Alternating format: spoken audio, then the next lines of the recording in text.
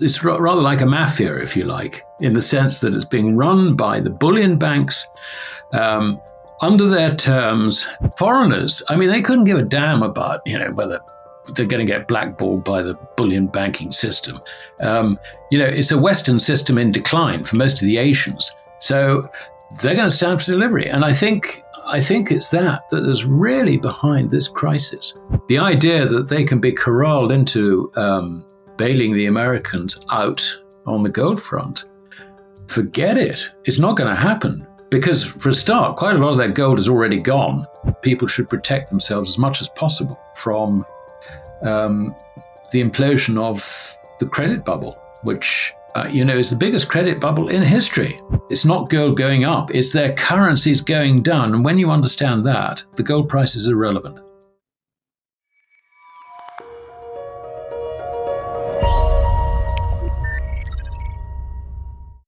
Hi everybody, my name is Paul Buitink and welcome to Reinvent Money, a podcast about money and power.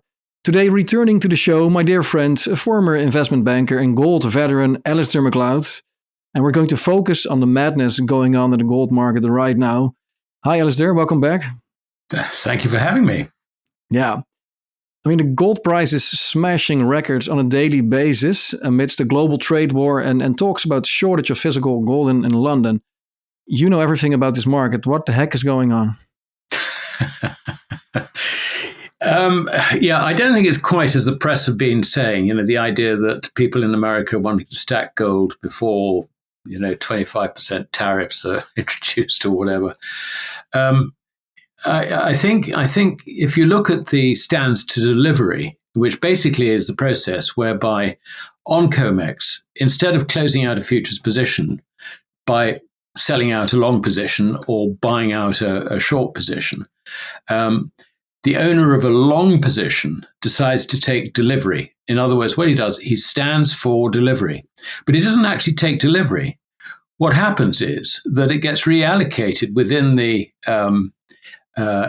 bullion bank's vault position, whether it's Goldman Sachs or JP Morgan or whatever. That there is, however much gold you stood for delivery, you get a certificate from them saying that, we're holding this on your behalf. So it's rather like an unallocated account, if you like. And the problem always with derivatives, and particularly with gold and silver derivatives, is that derivatives are credit markets. Whereas the physical metals are not. I mean, they are delivery markets. And the point about a credit market is that you want to deal in credit. You don't want ever to have to deliver anything. So that was the whole point behind the futures market. And the London market, the so-called spot market, gets around it basically by forward settlement. So you can buy something for forward settlement, and it is assumed that you're using this as a temporary position. And when you close it out, you will probably take a profit or take a loss by doing the contrary position rather than taking delivery. But, going back to the COMEX futures, the problem is that it was a market where deliveries were not meant to happen. And of course, as I said, they've got round this. The bullion banks have got round this by issuing another form of credit, a certificate to you who stood for delivery that, don't worry, we've got your, we are committed to deliver the gold to you, should you require it. But please don't ask for it. That's roughly the position. Now, over the last 4 years, when I started collecting these statistics, the stands for delivery on COMEX have amounted to over 2,100 tons. In fact, including this year, the pace has accelerated since January the 1st. To the point where the stands for delivery this year, if it continues at this pace, will be over 2,000 tons this year alone. So You can see that this is becoming a problem. Now, from the bullion bank's point of view, they have these commitments. And, these commitments are probably turning sort of rather real, because it's not just, the stand for delivery process, but people are actually beginning to say, hold on, we actually want to submit this certificate in return for our gold. Please, can you deliver it to us? And so this is, this is an increasing problem. And I think the point about the Trump presidency is that nobody outside America basically trusts Trump. They see him as unpredictable. They see the whole thing as, the decline, if you like, the political decline of America. They're uncertain about tariff policies. Basically, they see America screwing up the world. I think that's probably a reasonable description for the average view of the foreigner, you, me, everybody else. So on that basis, if I'm still going to be happy, let's say with a certificate from JP Morgan saying, don't worry, we've got your gold, don't worry. Here's a piece of paper which says that we have. So you can see that on the margin, there's a tendency to try and take this gold out. Interestingly, Garter, the Gold Antitrust Action Group, posted a very, very interesting. It was actually on X, Twitter, by a guy who used to work for Sprott, one of the dealers there, and he recounted the process of trying to get silver out of the COMEX vaults. Now, something that was meant to be a 5-day settlement took 9 months. 9 months. I mean. And, he said they took legal advice on this, and the legal advice was, well, I don't think this is something we can pursue. What do you want to do? Do you want to, well, whatever. I mean, they came up with whatever reason. But I think the real reason actually was unstated. And that is, if you forced delivery, in those days, if you forced delivery on the futures system, you would be blacklisted, blackballed. You would not have access to that market in future. Because the bullion banks would say, sorry, we're not dealing with you.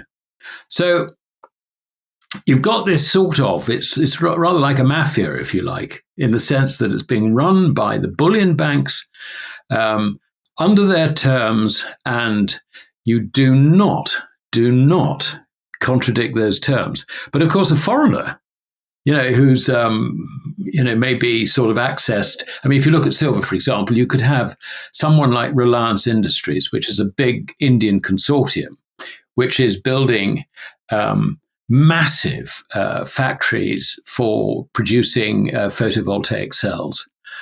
How do they get hold of their silver? Well, I mean, one way of doing it is go into COMEX, buy futures, which may be coming next to expiry, and if it's not too much of a premium over spot, then buy it and stand for delivery, and not only stand for delivery, but take delivery. So you can see that how, foreigners, I mean, they couldn't give a damn about, whether they're going to get blackballed by the bullion banking system.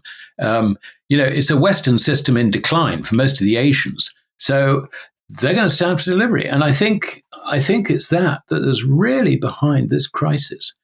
So rather than say blaming it entirely on trade tariffs, which they were with silver, because Mexico is the largest silver miner as a nation, 25% tariffs were threatened there. Canada, big gold producer, silver. Mexico produces gold as well.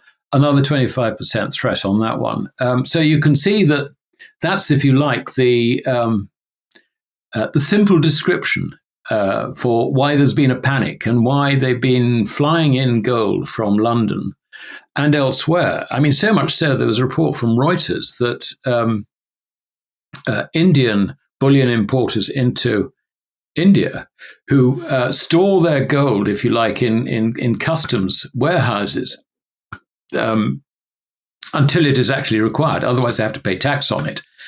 Apparently, they have been taking advantage of the arbitrage. Because, when the premium on COMEX is, say, 10 or 12% annualized, then, this is an arbitrage which, is actually quite profitable.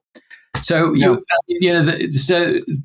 all these distortions have been created, I think, by where the paper market is meeting, the rubber in the paper market is reading the firm road, if you like, of the physical. Now, I mean, you and I have been in this business for goodness knows how long, and we know how everybody's been saying, well, one day the paper market's going to collapse and, then gold is going to shoot up. Well, we're actually seeing the sort of disruption. I mean, not necessarily in the way everybody was visualizing it, but I think that's actually happening before our eyes as we speak.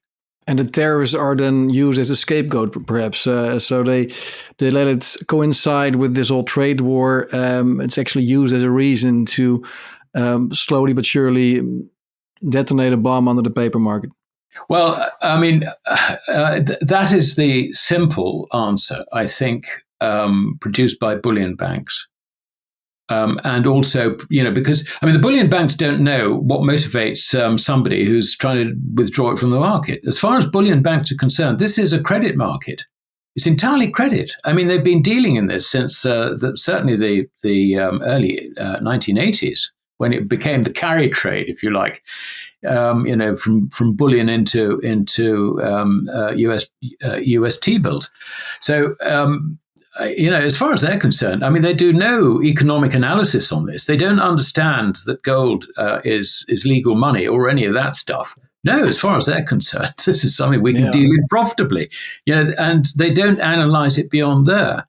So when something like this happens, I don't think you turn to members of the LBMA for an explanation because they are clueless.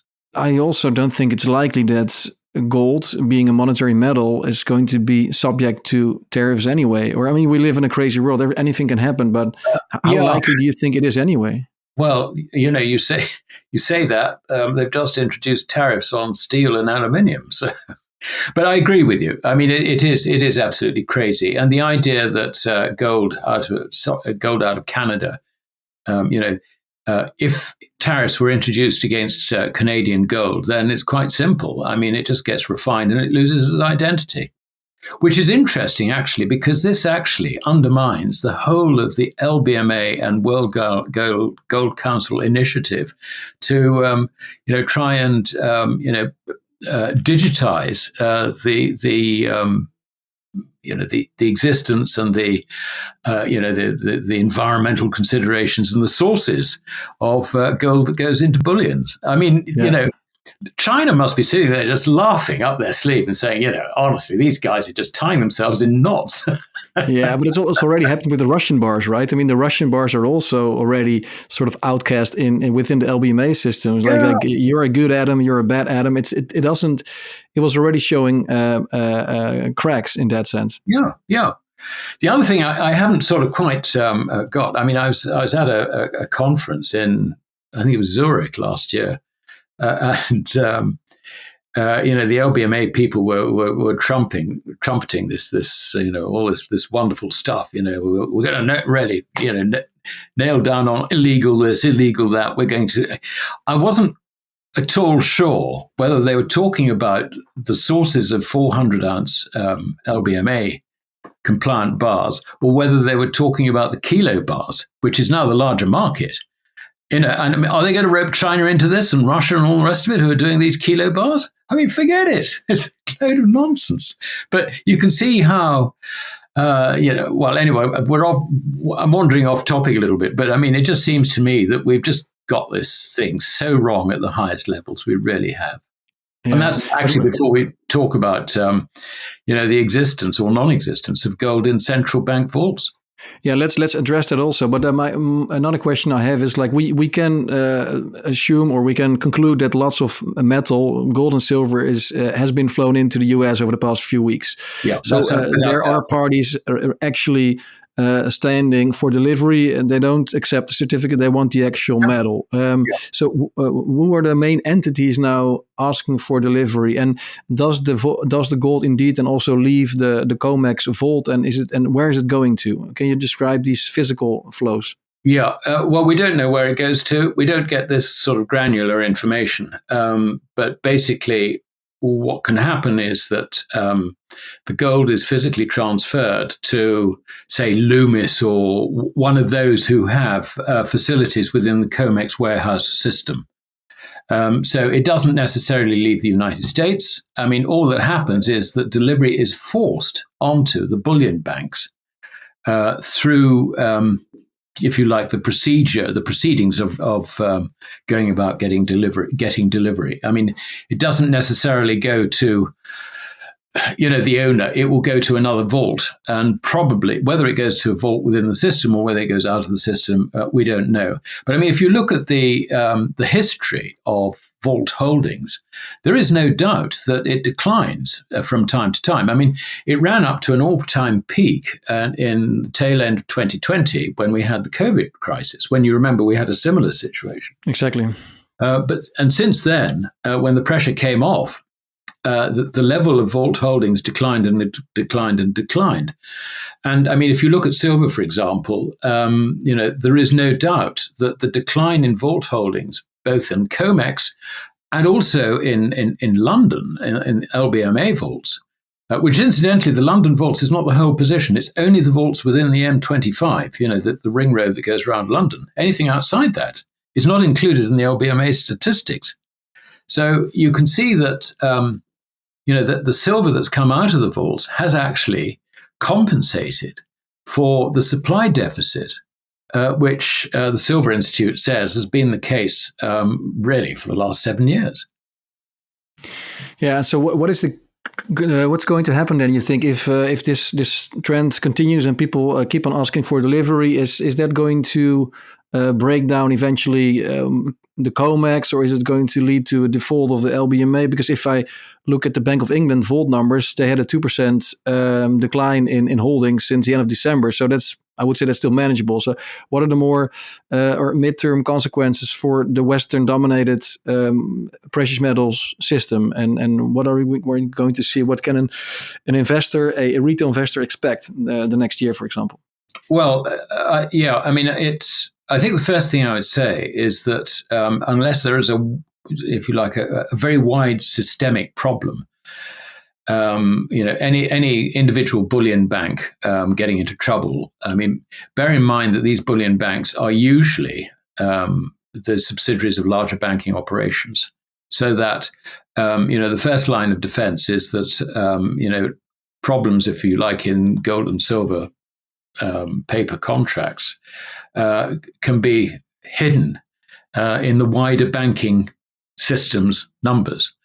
And the second thing is that there will be an absolute determination of the central banks, particularly the Fed and the Bank of England, to ensure that none of this emerges into the public domain. Because apart from anything else, if you think about it, the gold and silver futures contracts and forward contracts are, if you like, the fundamental building block for the whole of the offshore, the over-the-counter and regulated derivatives mountain. I mean, we're talking about hundreds of trillions of contracts which would fall apart if there is a serious systemic disruption in the gold and silver derivatives. Yeah, so maybe in the end, I also saw this press conference of the Bank of England and the director of the markets. What was his name again? Ramsden or something? David Ramsden. He was really stumbling, trying to explain what was going on, and he basically blamed the whole logistics of getting gold out of the vault for why the delivery times went up from a few days to, let's say, 8 weeks. Do you believe that story? Do you think it's just getting that the gold is mostly in the wrong place, is in the wrong form, and that's why it all takes so much time to get the gold out and to have it delivered? Is that a credible story from the Bank of England? Yeah, I mean, I think there's probably some truth in that. But having said that, it seems to me it's a very convenient cover for a bigger problem, which nobody has mentioned at all. And that is, okay, this gold is coming out of the Threadneedle Street vault, which is predominantly a storage facility for other central banks. I mean, yes, you find that JP Morgans and all the rest of it do have storage facilities at the bank. But the reality is that they don't actually store all that much gold there. It is, if you like, part of the liquidity, the coming and going. I mean, you may remember that I think it was GLD, the big ETF, suddenly reported in one of its quarterly reports that it had, I don't know, sort of 20 tons or 10 tons or something stored at the Bank of England. And everyone said, what? Yeah. So, you do get that sort of thing.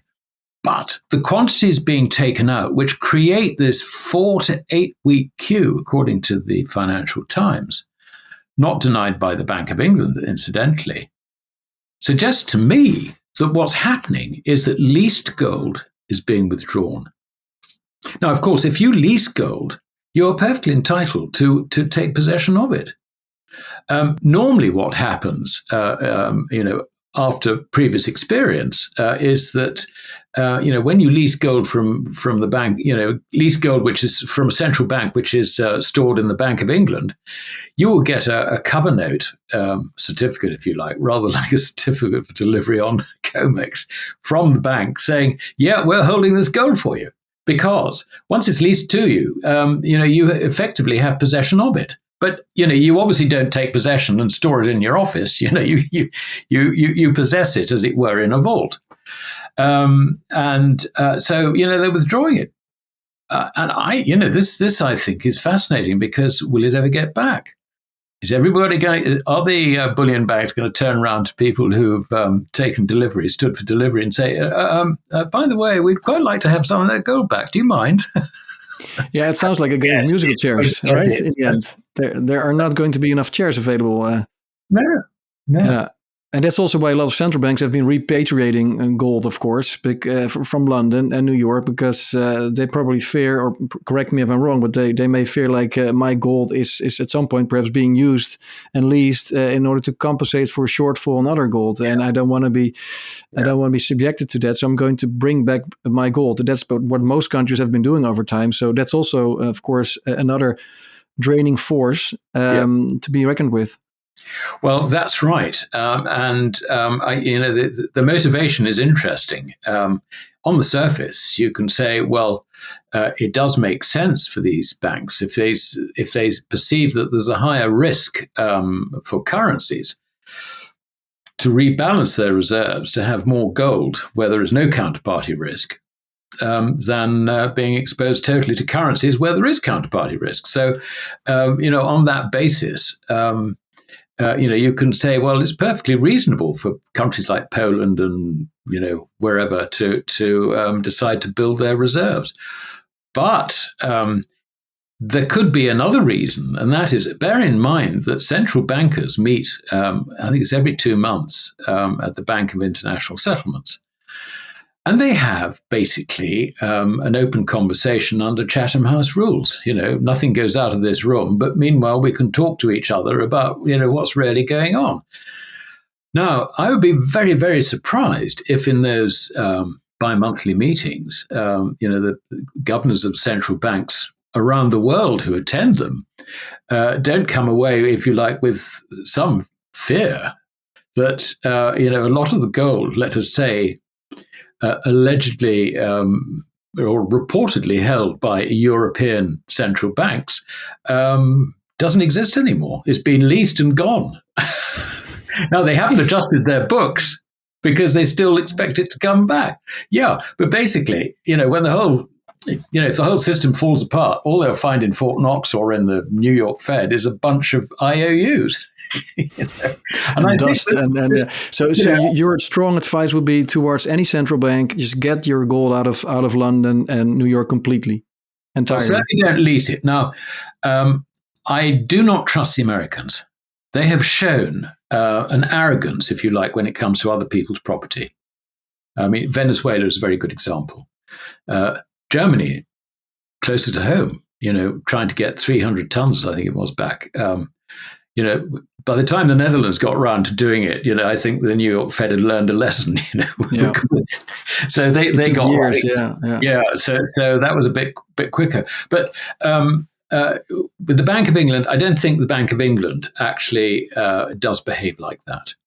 The Bank of England will honour obligations. Now, it was I have to modify that slightly. It was lent on by the Americans, the New York Fed, not to deliver Venezuela's gold back to it when Venezuela requested it. So they had to make up some story about how the Venezuelan government wasn't the legitimate government and therefore it's not a legitimate request to return it. Later. Yeah. You can see, but generally, this is a point that President Putin made back in one of the, I think it was the 2022 St. Petersburg International Financial Forum, or whatever it called itself, which was well attended by foreign countries, officially and unofficially. And he said, don't hold dollars, don't hold, because, they'd already, through the closing down all the Russia's accounts, they'd already stolen Russia's currency reserves. He said, and you've got gold stored with them, get it out. And that message, unfortunately, has been proven true on many occasions since by the Americans' behavior. So, if you're a foreign central bank, whether it's an African one or a East European one or whatever, then at least not one of the sort of, if you like, one of the legacy Western financial system central banks like, France, Germany, Britain, Netherlands, wherever. We're stuck in the system. But, countries like Poland, Slovakia, Slovenia, all these haven't been stuck in the system at all. And they've actually got to build their positions from scratch. So, I think that's a pretty good indication as to what the sentiment is amongst central bankers generally, and particularly amongst the ones who can do something about it.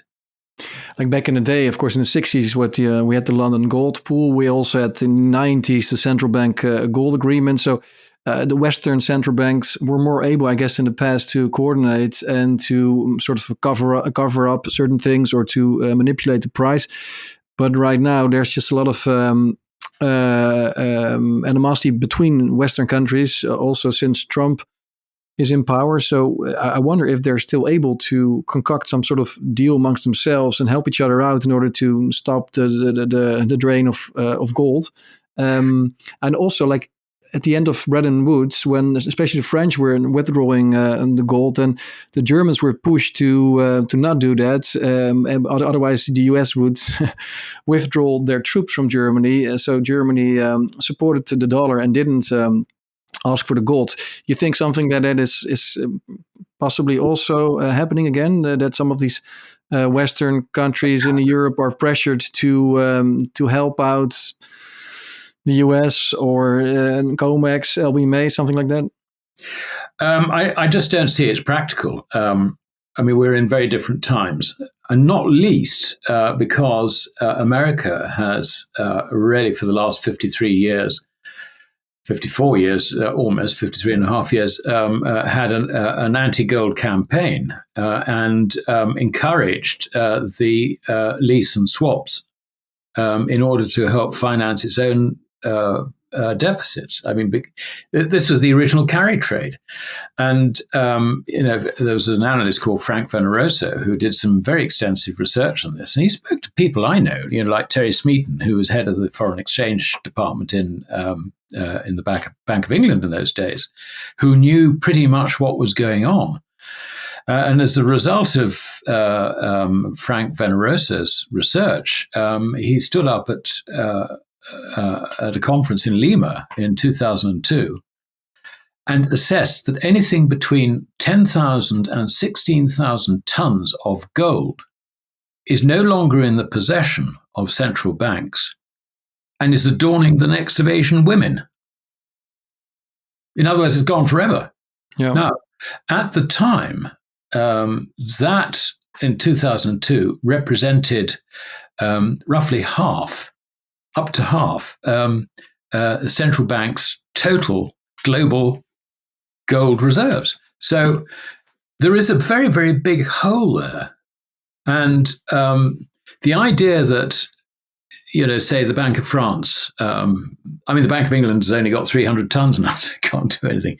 But the Bank of France, the Bank of Italy, who are big holders, the Bundesbank as well. The idea that they can be corralled into bailing the Americans out on the gold front, forget it. It's not going to happen because, for a start, quite a lot of that gold is already gone. They just haven't told us that it's gone. The situation now is actually very, very serious. And, the one thing that central banks are doing now is they're saying, look, we're going to hold on to our gold. I mean, we may be over-reporting the position by however many hundreds of tons, even thousands of tons in some cases, or hundreds anyway. But, we're not letting any more go. So the idea that you can have a new gold pool facility whereby central banks get together and they feed gold into the market in order to control the price, no, that's not going to happen. It cannot happen. What might happen is possible confiscation orders. But I think, again, there's a very big difference between FDR's confiscation order back in 1933 and today, because in 1933, remember that the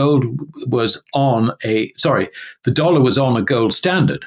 And so technically, there was absolutely no difference between possessing gold and possessing dollars.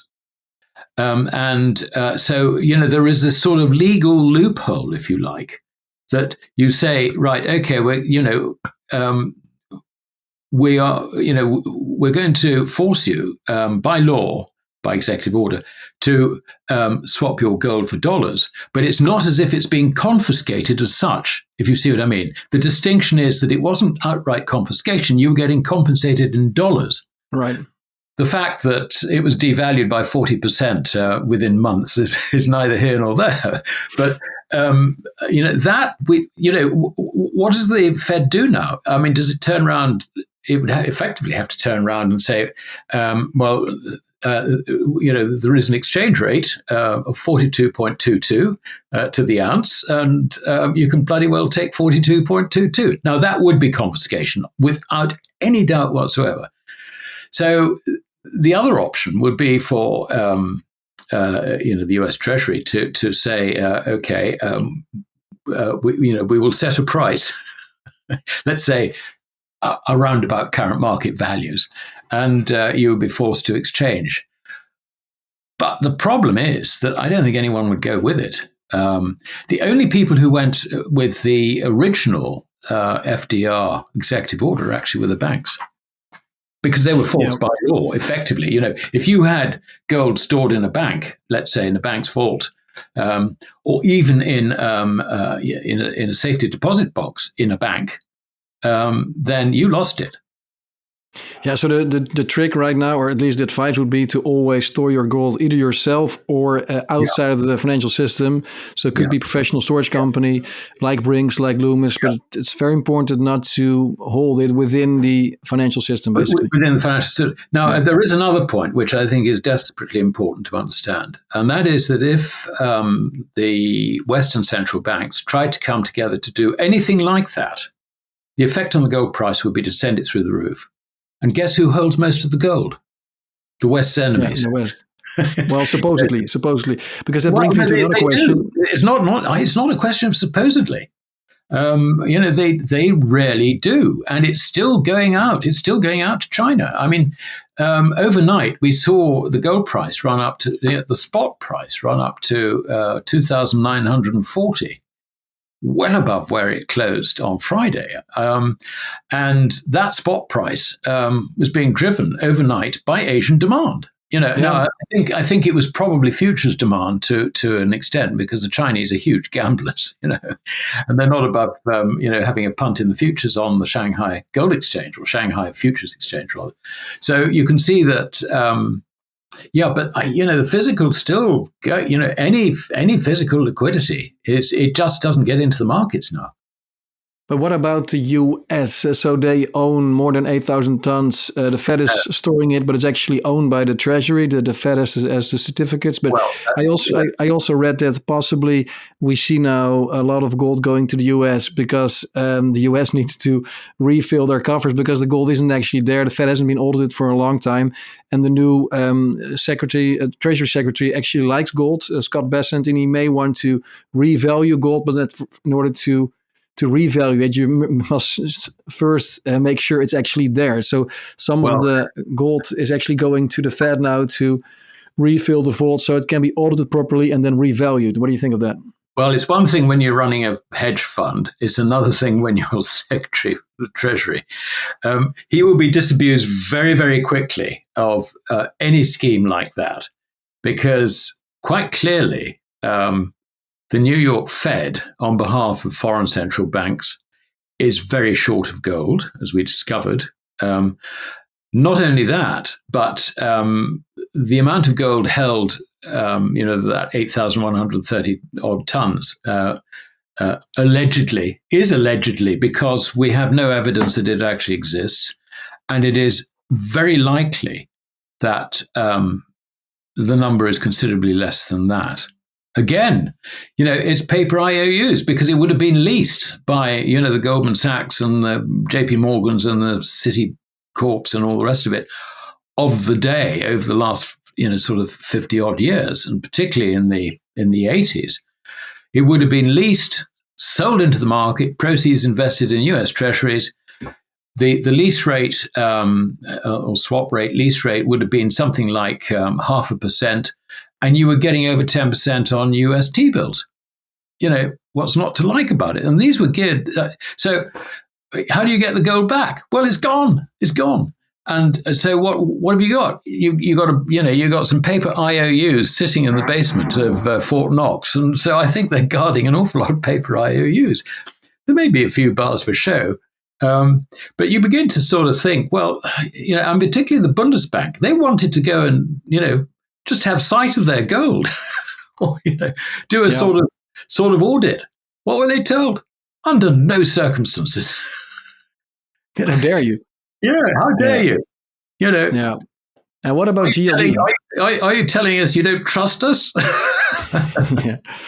How could you? And what about GLD, the biggest gold ETF? Lots of rumors there too. Do you think everything is allocated for it? They do produce bar lists. And did they lease out the gold too? What's your view there? Yeah.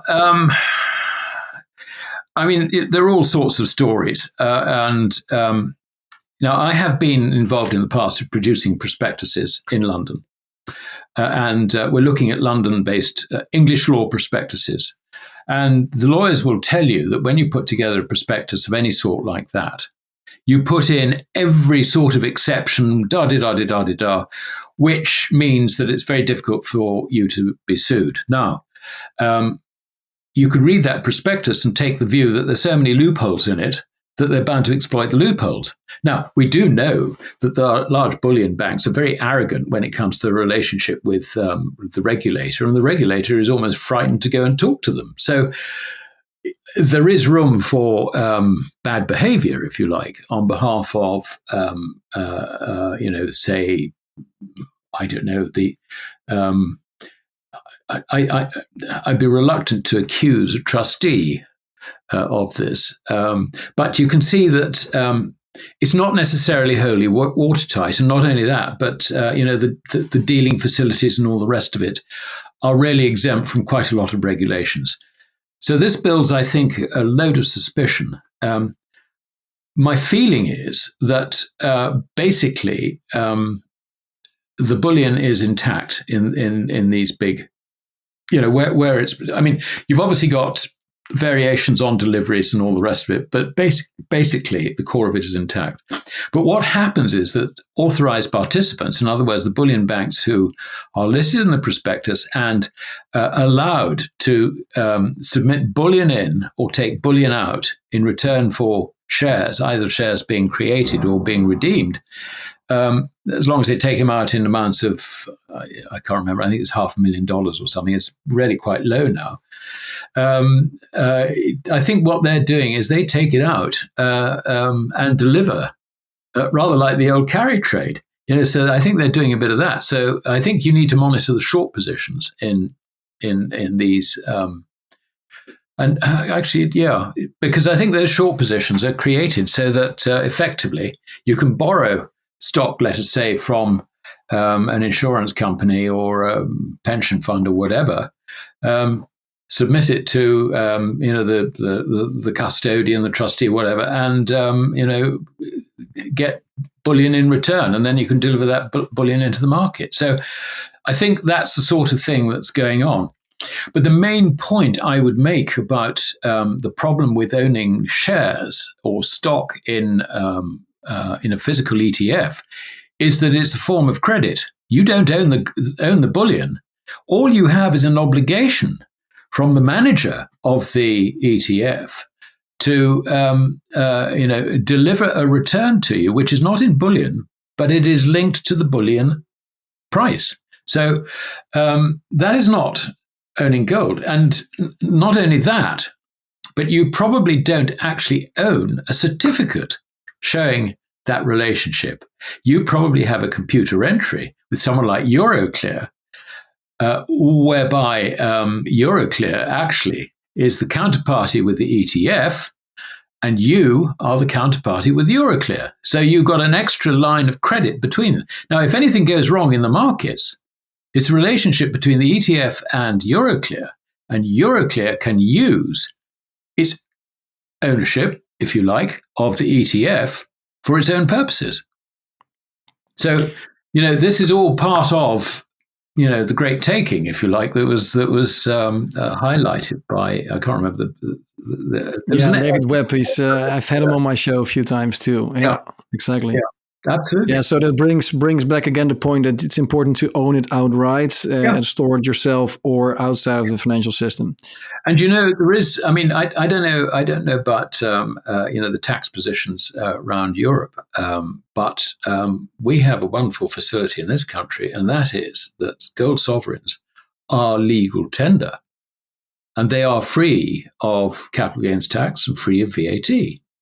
So you can own something, you can own physical gold, effectively free of government taxes. Now, that may well change. I don't know, but there is a problem, and that is that because the sovereign is legal tender, you can't really tax legal tender. It's, in other words, it's money in law, and in fact, actually, gold or gold coin is legal money for all the successors of the Roman Empire, including the empires that we created. And this is why it's still legal money in America, because they imported our law, if you like, before they even sort of set up their own laws. And so that has persisted. But to give you an idea as to how important it is to own some gold, as late as 1932, you could exchange one sovereign for a pound note in the Bank of England, or you would probably you would submit a pound note for a sovereign. So 1-on-1. Do you know what the price is today? £562.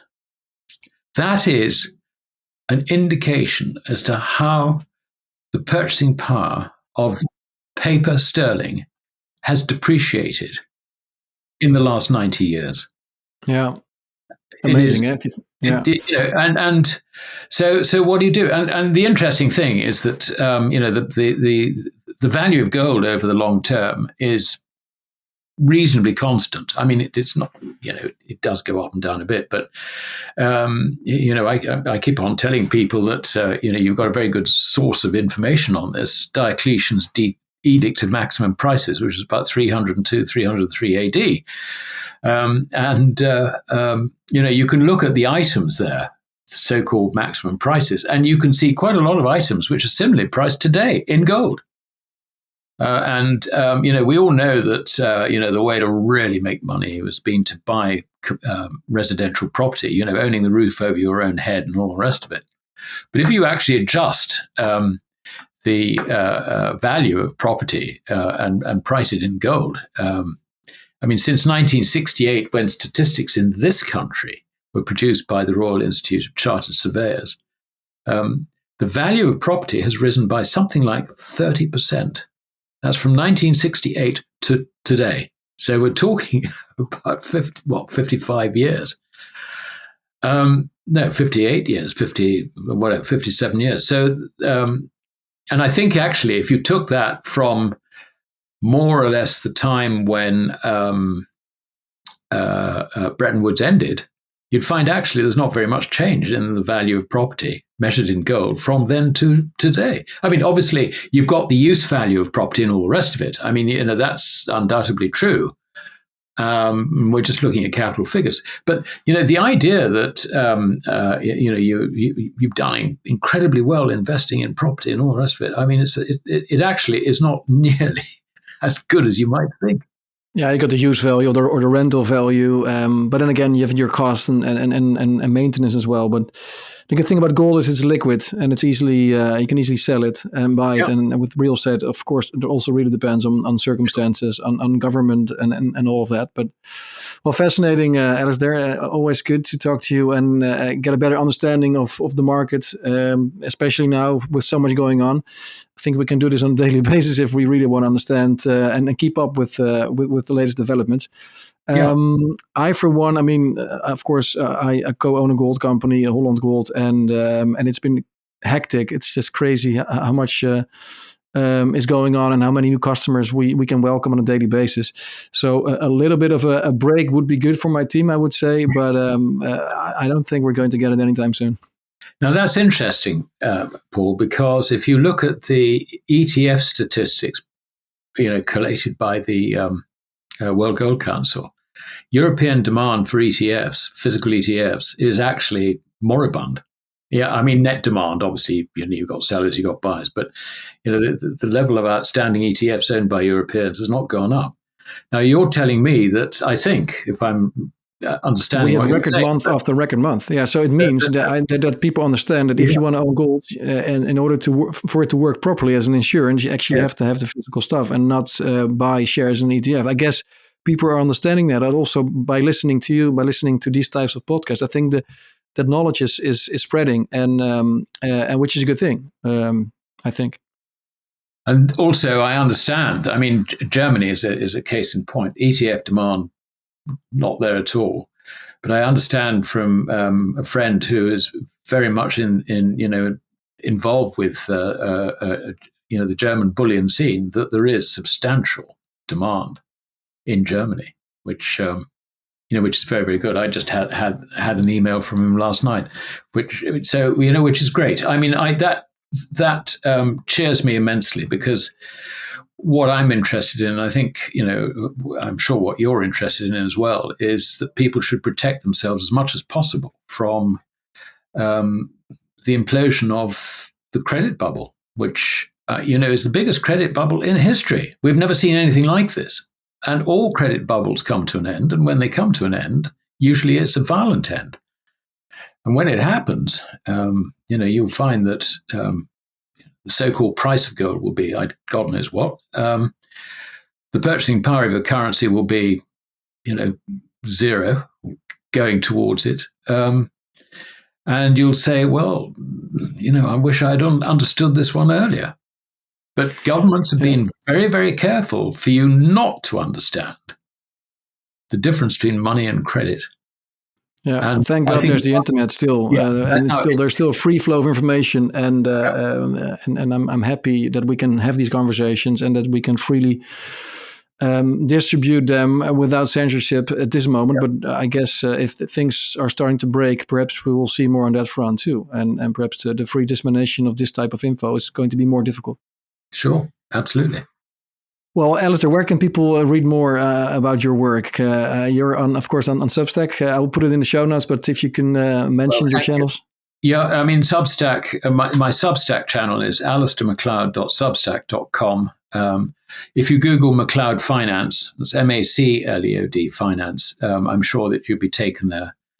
And I got a growing number of subscribers, I'm very glad to say. But, it's interesting because I can detect the sentiment in the market from the way in which subscriptions come in. And I think it's beginning to build a bit more now. So people are beginning to understand. And I think it's really driven by the price more than anything else. You see gold going and hitting new highs. You think, oh, we haven't got any, or what's going on, or so that is generating the interest. But it's the wrong reason, really. I mean, and what I try and do is to try and make people aware of actually what's going on. And it's not gold going up, it's their currencies going down. And when you understand that, the gold price is irrelevant. It's the most important point, I think, that you could possibly learn today. It's good to end the conversation with that then, Alasdair, with the most important points. Thanks a lot, and I'm sure we'll do this anytime soon again. Very much my pleasure, Paul. Thank you for having me.